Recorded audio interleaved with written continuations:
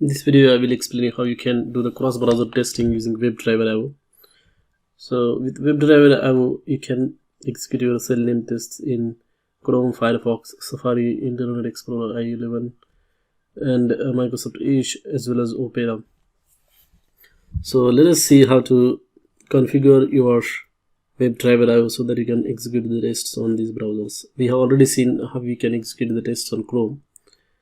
I'm going to cover the rest of the browsers in this video. So in the webdriver.conf.js file, we can have this capabilities section. Over there we can specify which browser we want to run our tests on. So possible values that you can pass here is Firefox, Chrome, which we have already seen, Microsoft Edge, Internet Explorer, Safari, and Opera. So just change this browser name capability, and then WebDriver will launch that particular browser as long as that driver for that browser is available on your system. So this is where you can set the capability to specify which browser you want to run your test on. Now there is another setting where you can specify which or how to specify the driver for these browsers. For Safari you don't need to set the driver but for other browsers like Internet Explorer or Firefox or Chrome, Microsoft Edge, for all these browsers you need a driver. In Safari that driver is built into the browser, so that's why you don't need, but for other rest of the browsers you will need that driver. So let us see where is that setting.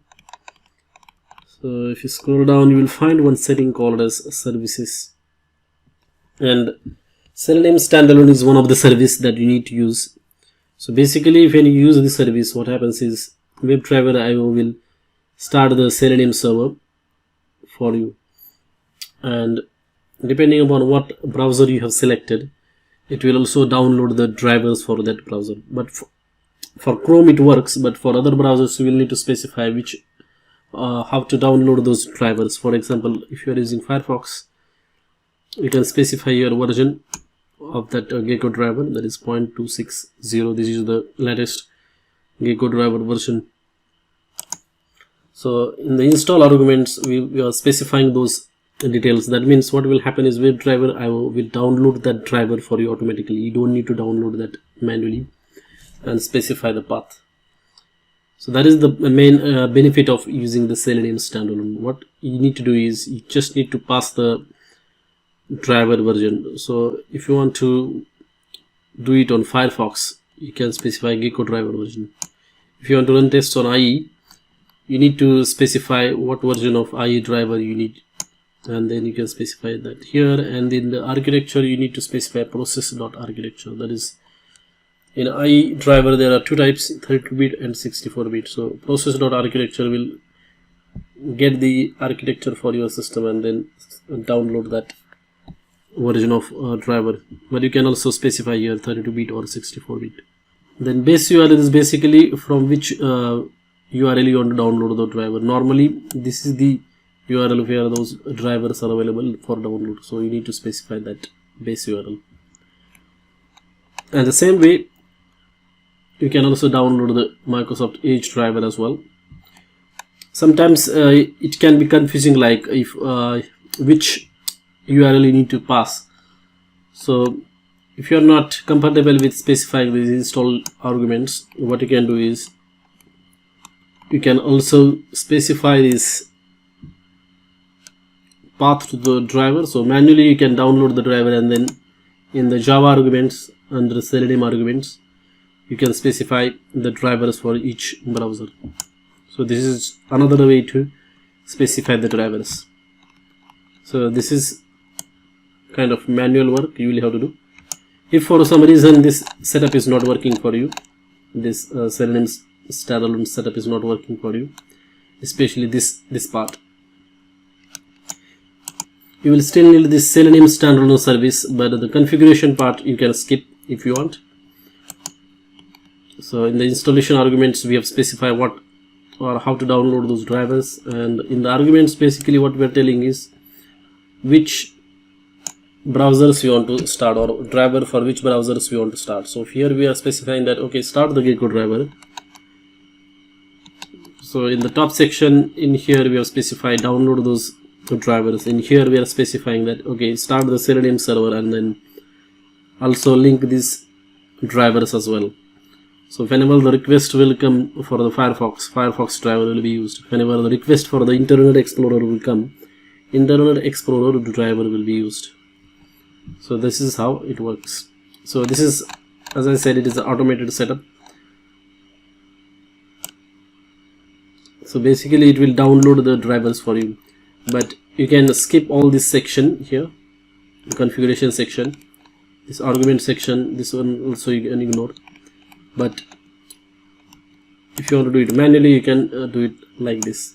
So what we are telling is that whenever you are starting the Selenium server, okay, here is the path for the Edge driver, here is the path for the Chrome driver, here is the path for the IE driver, and then accordingly WebDriver driver will go ahead, start the Selenium server, and then also attach or link this driver. So basically what will happen is it will kind of create a Selenium grid, and then a request will be sent to the main server, Selenium server, and then Selenium server will pass that request to the appropriate drivers. So if you want to, depending upon the capabilities, it will go to specific driver to execute that step. So for example, if you want to run the tests on the Edge, the request will go to the Selenium server, then it will hit the Edge driver server. Then if it is Chrome, it will go to the Chrome driver. If it is IE, it will go to the IE driver. If it is Gecko or Firefox, it will go to the Gecko driver and the Opera driver as well.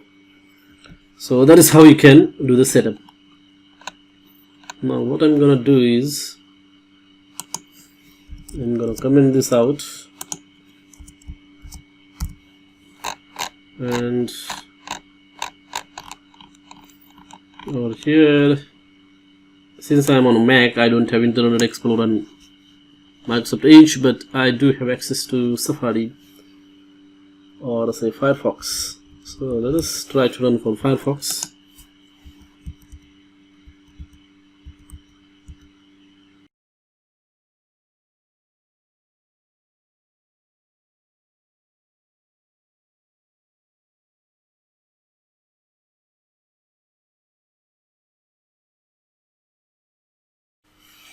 You can see here it is sending the request to the main server. So you can see the Firefox is launched.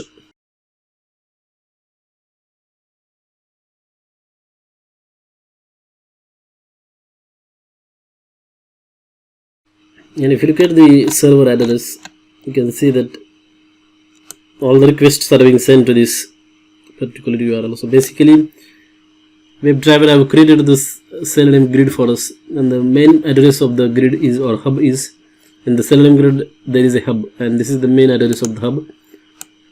And what happens is that since we are running the Firefox tests, it will create the Gecko driver node, and then it will connect that node to this hub.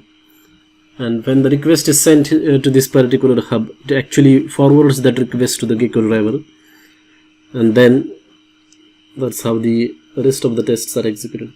In the same way, you can put here Chrome, or you can put the Safari as well. For Safari, you don't need to provide the driver, it will run out of the box. So let us see if it executes the Safari tests now.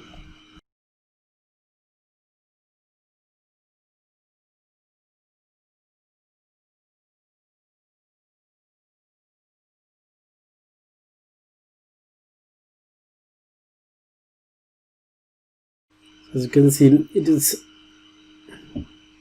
execution was done on the Safari browser, and same way you can do it for Microsoft Edge, Internet Explorer as well if you are running the test on Windows system. If you face any kind of questions or issues when you are trying to configure this for other drivers or browsers, let me know through the comments. Thanks for watching this video.